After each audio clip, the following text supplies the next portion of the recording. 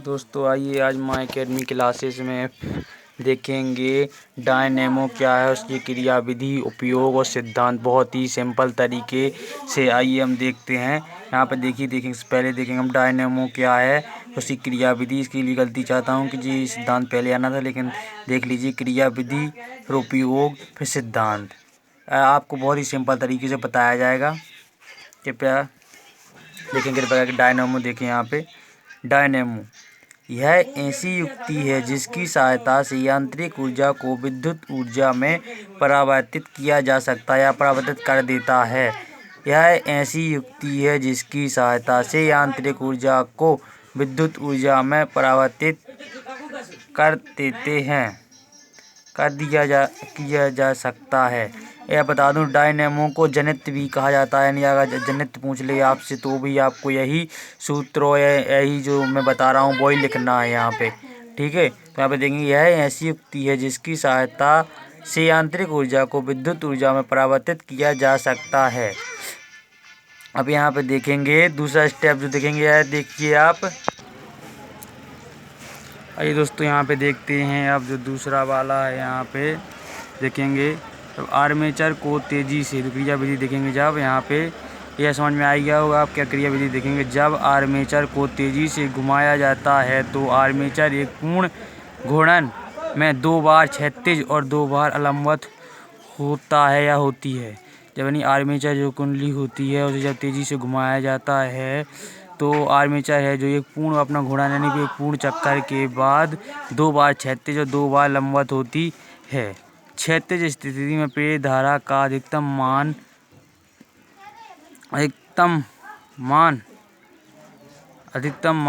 होता है। यहाँ पे लिखा है अधिकतम मान होता है, यानी क्षैतिज स्थिति में प्रेरित धारा का अधिकतम मान होता है, जबकि लंबवत स्थिति में प्रेरित धारा का मान न्यूनतम होता है।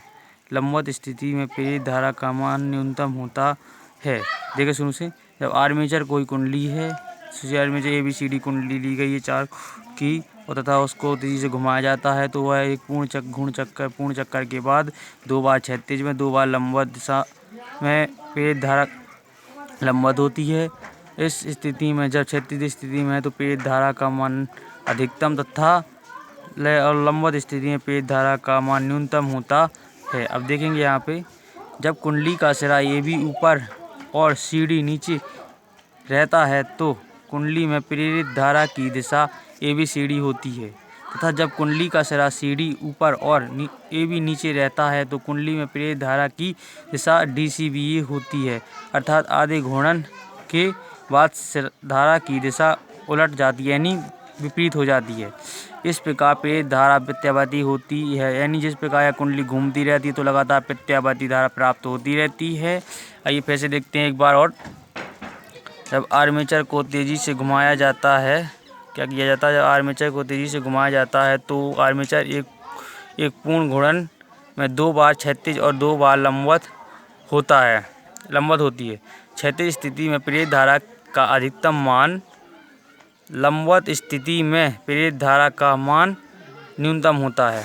आइए अब यह देखें, जब कुंडली का सिरा AB ऊपर और CD नीचे रहती है तो कुंडली में प्रेरित धारा की दिशा ABCD होती है, तथा जब कुंडली का सिरा CD ऊपर की और AB नीचे रहता है तो कुंडली में प्रेरित धारा की दिशा DCBA होती है। अर्थात आधे घूर्णन के बाद धारा की दिशा उलट जाती है।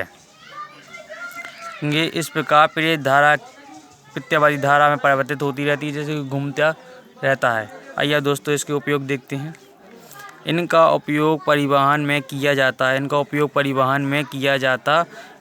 कहाँ किया जाता है? परिवहन में किया जाता है। मोटर चलान के लिए किया जाता है, प्रयोगशाला में भी किया जाता है, वो आजकल जो गांव में है शादियों में किया जाता है। इसको जो जनित्र कहते हैं, जिसको वहाँ के लोग जो होते हैं वो जनरेटर कहते हैं, वो भी यही है। तो इसके मुख्य भाग भी देख लेते हैं। इसमें कौन कौन भाग होते हैं? तो मुख्य भाग होते हैं सर्पी वलय, आर्मेचर कुंडली, ब्रश, क्षेत्र में चुंबक।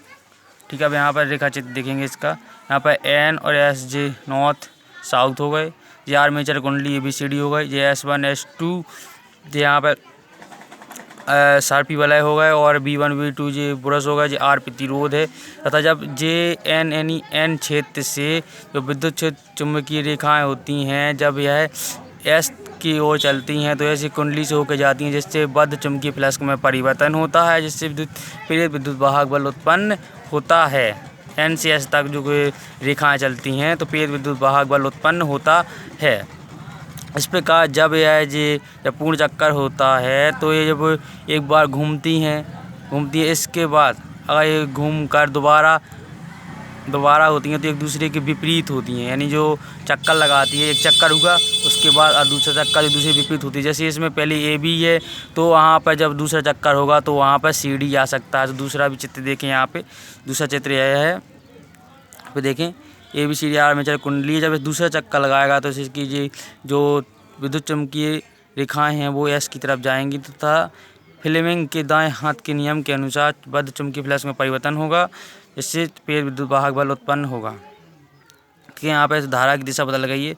यहाँ पर थोड़ी मैं लगाना भूल गया हूँ, आप कृपया लगा लें थोड़ी।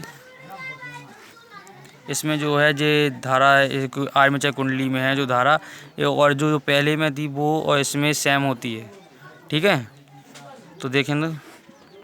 और हाँ, मैंने यहाँ पे सिद्धांत की बात की थी, सिद्धांत नहीं बताया आपको, कि मैं सिद्धांत बता देता हूँ। यह विद्युत चुम्बकीय प्रेरण के सिद्धांत पर कार्य करता है। क्या होता है? विद्युत चुम्बकीय प्रेरण के सिद्धांत पर कार्य करता है। कुंडली में बद्ध चुम्बकीय फ्लक्स में बता रहा हूँ, आप लिखते जाइए। कुंडली में बद्ध चुम्बकीय फ्लक्स में जब परिवर्तन किया जाता है तब प्रेरित विद्युत वाहक बल उत्पन्न हो जाता है। यदि कुंडली बंद हो तो परिपथ में प्रेरित धारा उत्पन्न हो जाती। क्या हो जाती है? परिपथ में प्रेरित धारा उत्पन्न हो जाती है। फिर से देखिए सिद्धांत, यह युक्ति है, यह विद्युत चुम्बकीय प्रेरण के सिद्धांत पर कार्य करती है। जब कुंडली में बद्ध चुम्बकीय फ्लक्स में परिवर्तन होता है तो कुंडली में प्रेरित विद्युत वाहक बल उत्पन्न हो जाता है और यदि कुंडली बंद है तो उसमें प्रेरित धारा उत्पन्न हो जाती है। आप इस सिद्धांत को लिख लें। For watching video, thanks.